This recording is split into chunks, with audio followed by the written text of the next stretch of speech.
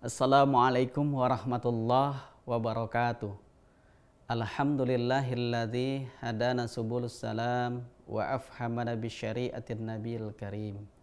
Asyhadu an la ilaha illallah wahdahu la syarikalah dzul jalali wal ikram.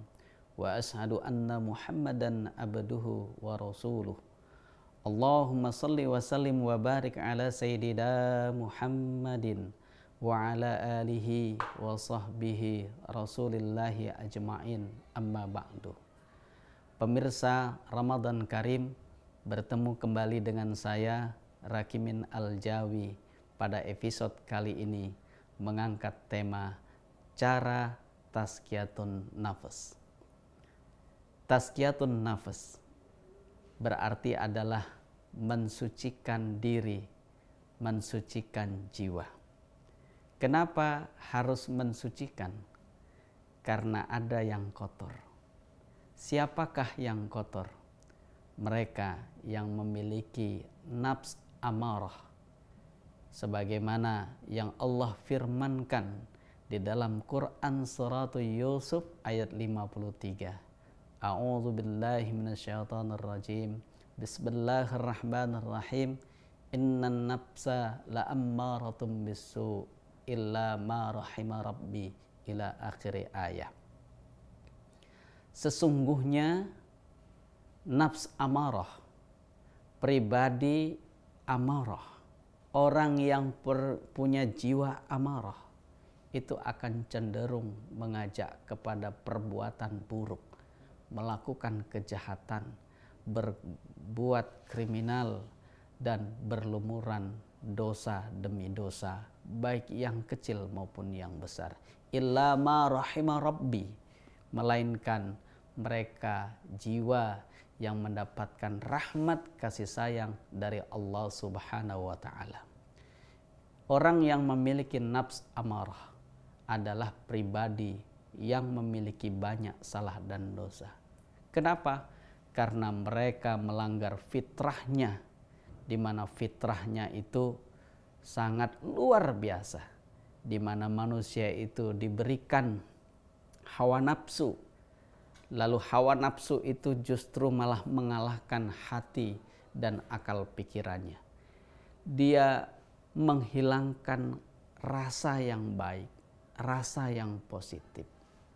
Naluri keagamaannya menjadi hilang, perasaan kemanusiaannya menjadi hilang.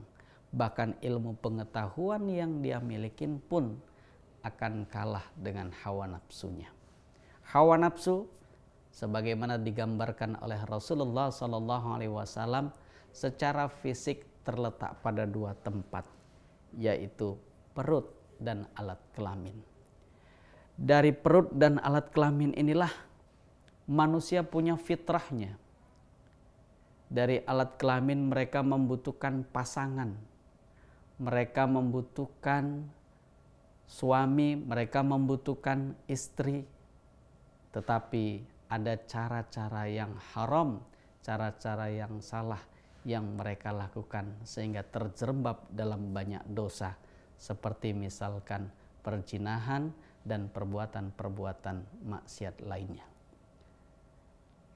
Perut itu juga memiliki fitrah, diisi dengan makanan, di mana fitrah manusia secara fisik dari perut ini membutuhkan makanan. Pendeknya, pada aspek ini manusia itu membutuhkan sandang, pangan, papan, dan pasangan. Semua orang membutuhkan ini. Membutuhkan makan yang enak, minum yang lezat, pakaian yang bagus, dan kemudian pasangan yang ganteng bagi perempuan, pasangan yang cantik bagi laki-laki. Tetapi pemenuhannya menjadi salah, melanggar fitrah. Fa'akim wajhaka lid-dini hanifah, maka hadapkanlah wajahmu pada fitrahnya Allah Subhanahu wa ta'ala, yaitu kepada agama itu sendiri. Dari nafs amarah yang berlumuran dosa ini, karena disebabkan dalam fitrahnya kita memiliki sifat hayawani, sifat kehewanan, Jadi dalam pemenuhan kebutuhan biologis kita itu sama dengan hewan. Tapi kemudian yang membedakan hewan dengan manusia adalah norma dan nilai, baik dan buruk, halal dan haram, dan itu diatur oleh Islam. Ketika kita mengabaikan nilai-nilai agama, maka sesungguhnya hewan dan kita adalah sama, karena kita punya sifat kehewanan. Sapi ketika lapar dan bertemu dengan rumput, dia tidak pernah tahu dan bahkan tidak pernah bertanya, ini rumput sapi yang mana, halal atau haram. Yang penting dia lapar dan langsung dia mendapatkan makanan dan dimakan. Kita lihat kucing, ketika berhasrat dengan lawan jenisnya, dia kejar sedemikian rupa, bahkan melintas di jalan pun dia akan kejar. Bahkan kalau di dalam dirinya bisa saja dia kemudian bergumam. Dia berkata, kemanapun kamu akan kutangkap, yang penting engkau aku dapatkan. Walaupun harus mati bersama di jalan, aku pun rela. Sampai sedemikian sifat hayawaniah yang ada di dalam diri kita.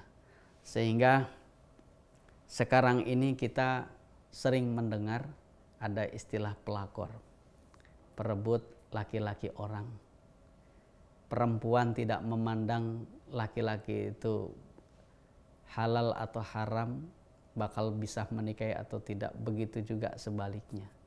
Kumpul kebo, perbuatan zina, pergaulan bebas, dan maksiat-maksiat yang lain.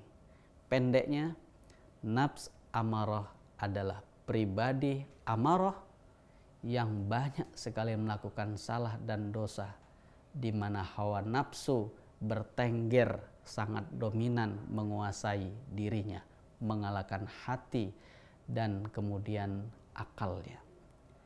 Ketika kalah, maka jadilah mereka itu pendosa. Banyak sekali dosa yang mereka lakukan. Mereka menjadi kotor, dan apa saja yang mereka lakukan melahirkan salah dan dosa. Maka tazkiyatun nafs itu perlu dilakukan. Qad aflaha man zakkaha wa dzakara isma rabbih fasalla. Allah berfirman, sungguh beruntunglah orang-orang yang mensucikan dirinya dan kemudian menyebut nama Tuhannya, lalu mereka mendirikan sholat. Beruntung. Jadi orang yang melakukan tazkiyatun nafs, mensucikan diri dari segala bentuk salah dan dosa, Allah nyatakan sebagai orang yang beruntung. Dan keberuntungan itu tentu bisa meliputi dunia dan akhirat. Di dunia dia akan mendapatkan keberkahan dan kasih sayang dari Allah Subhanahu wa Ta'ala. Di akhirat dia akan memetik hasil sesuai yang ia tanam. Ia tanam kebaikan, dia akan mendapatkan kebaikan. Dia tanam keburukan, dia akan mendapatkan neraka sebagai tempat tinggalnya. Pemirsa, jangan kemana-mana, tetap di Ramadan Karim setelah jeda yang satu ini.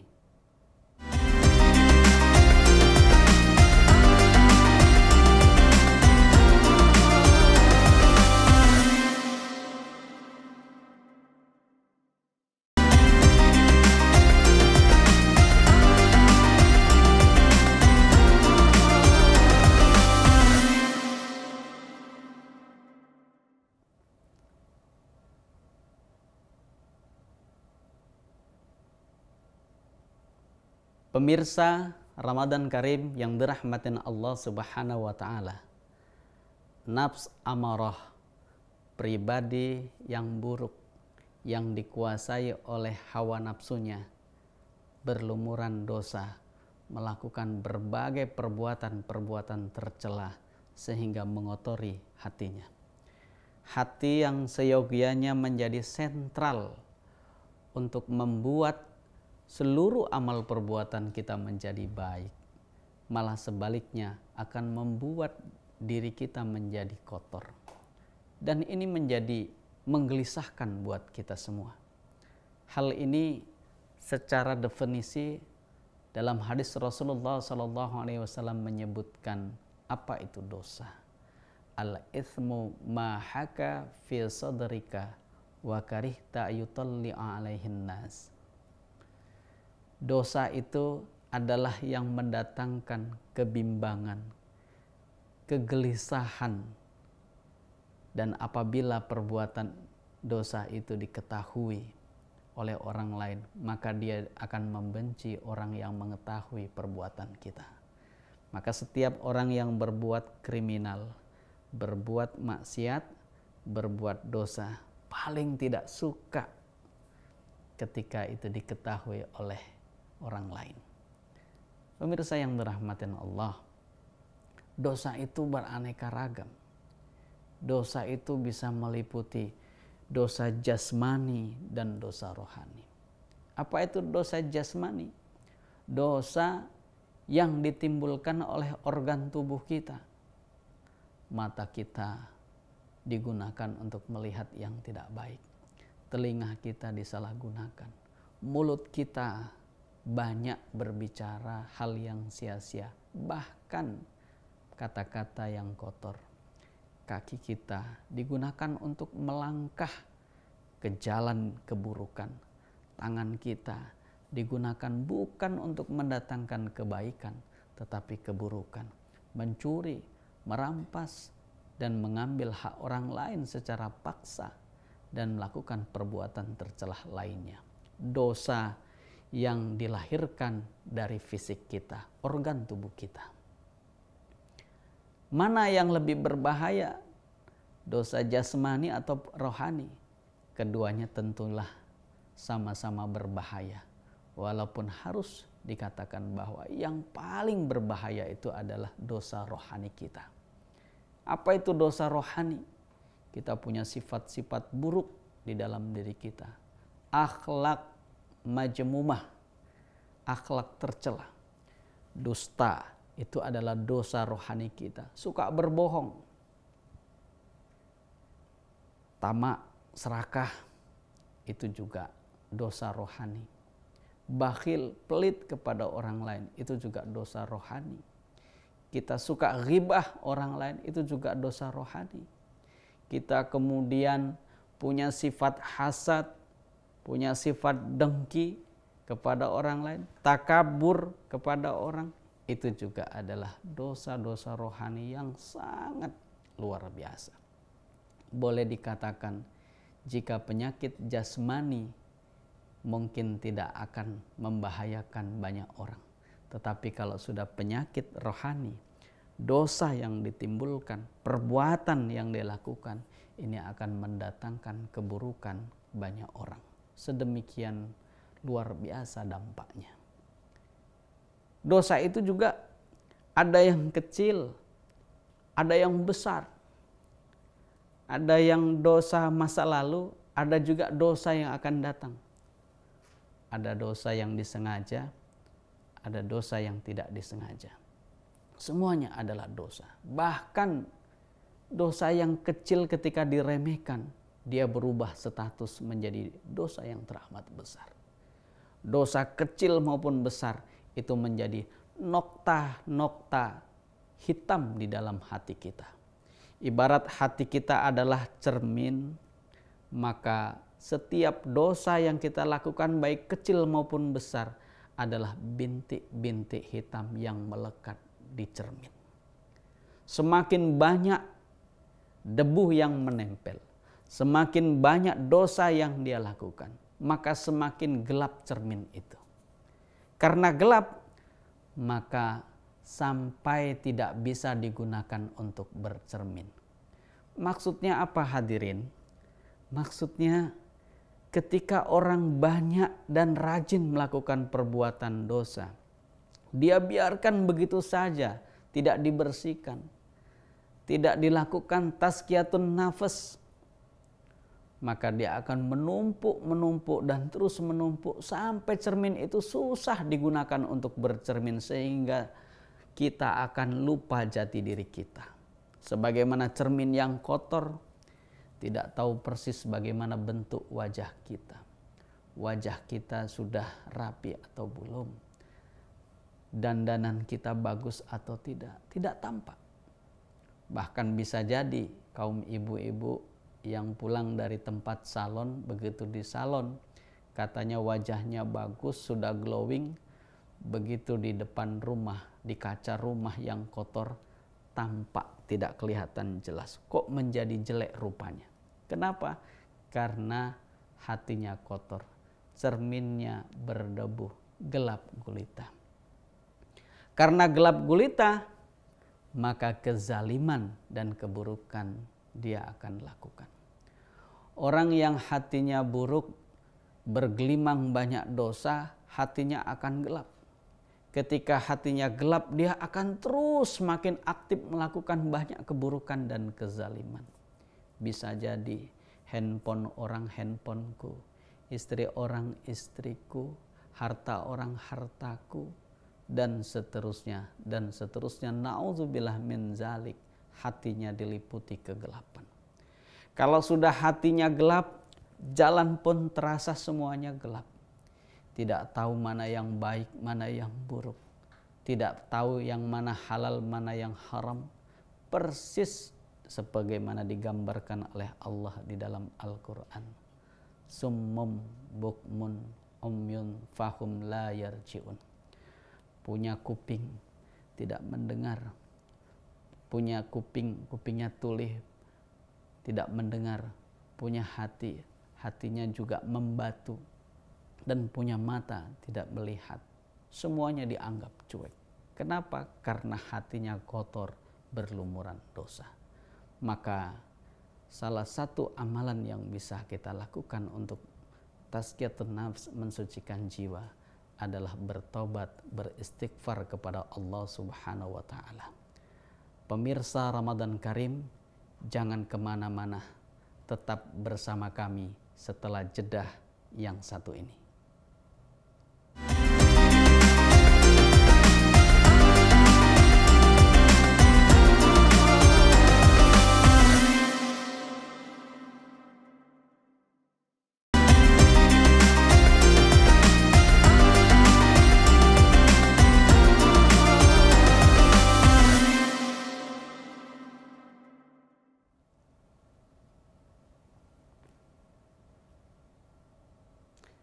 Pemirsa Ramadan Karim yang dirahmatin Allah Subhanahu wa Ta'ala.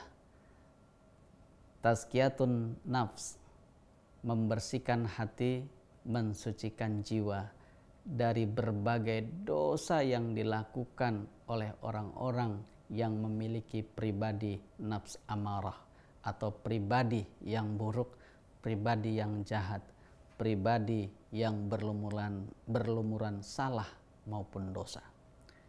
Lalu yang menjadi pertanyaan adalah bagaimana cara kita untuk mensucikan jiwa, mentazkiyatun nafs diri kita, di mana jasmani kita, rohani kita tanpa celah.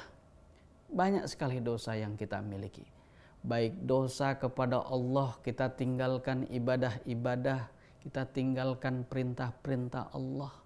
Disuruh sholat kita tidak sholat, disuruh puasa kita tidak puasa, disuruh zakat kita tidak tunaikan zakat, dan perintah-perintah yang lain.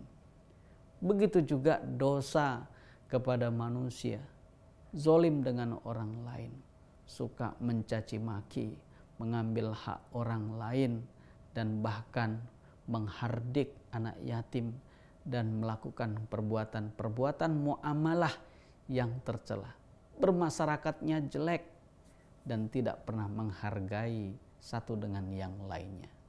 Jadi banyak sekali dosanya. Kita harus mensucikan diri kita. Bagaimana cara mensucikan diri kita?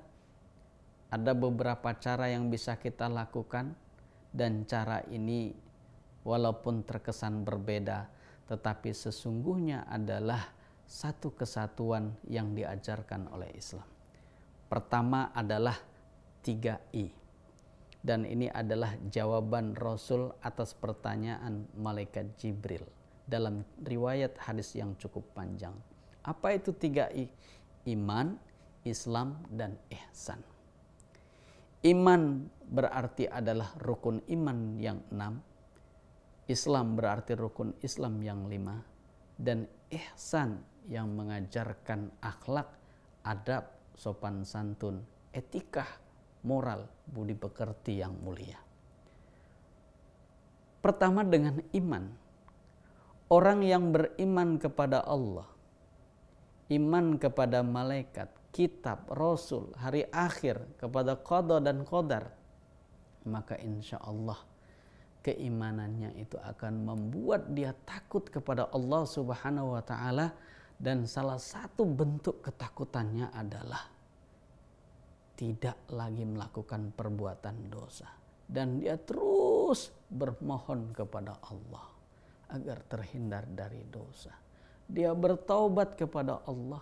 Dia yakin kepada Allah bahwa semua yang mengatur hidup ini adalah Allah. Bahkan Allah lah yang menciptakan kita. Bukan bersyukur, tapi malah menggunakan ciptaan Allah yang sedemikian baiknya ini digunakan untuk melakukan perbuatan dosa. Kalau iman kokoh, insya Allah keislamannya juga akan baik dan akan melahirkan budi pekerti, ihsan, akhlak yang mulia. Hal ini bila digambarkan seperti pohon. Iman itu seperti akar, Islam itu seperti batang pohon dan ranting-rantingnya, ihsan itu adalah buahnya. Artinya, orang yang imannya kokoh, imannya bagus, akarnya kuat. Dan kalau sudah akarnya kuat, imannya bagus, maka otomatis akan menumbuhkan keislaman yang baik, batang pohon yang bagus.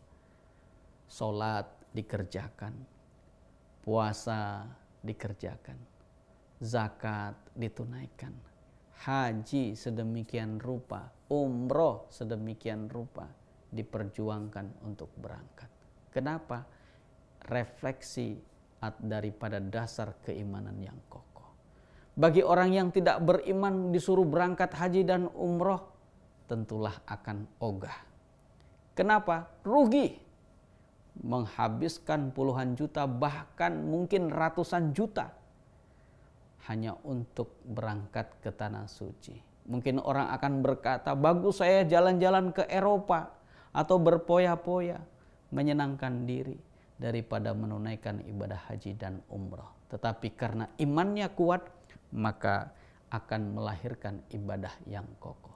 Dan otomatis dia akan menghasilkan buah yang indah, yaitu akhlak yang mulia.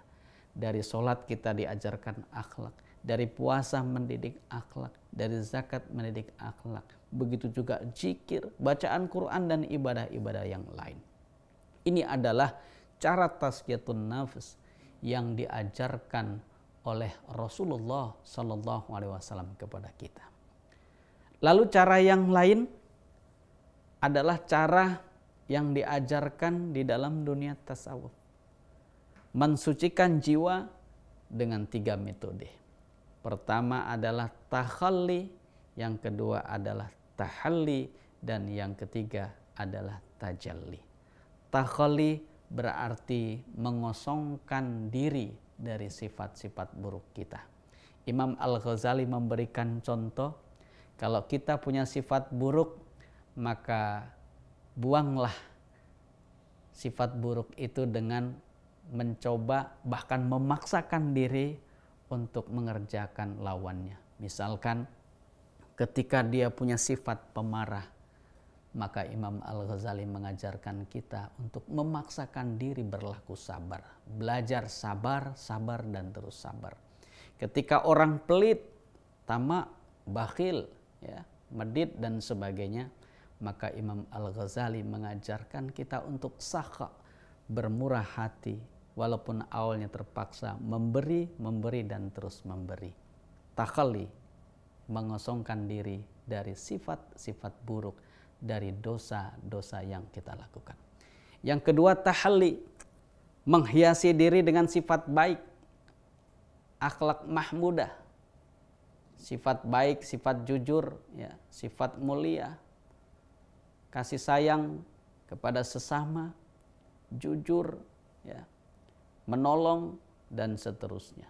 Kita hiasi.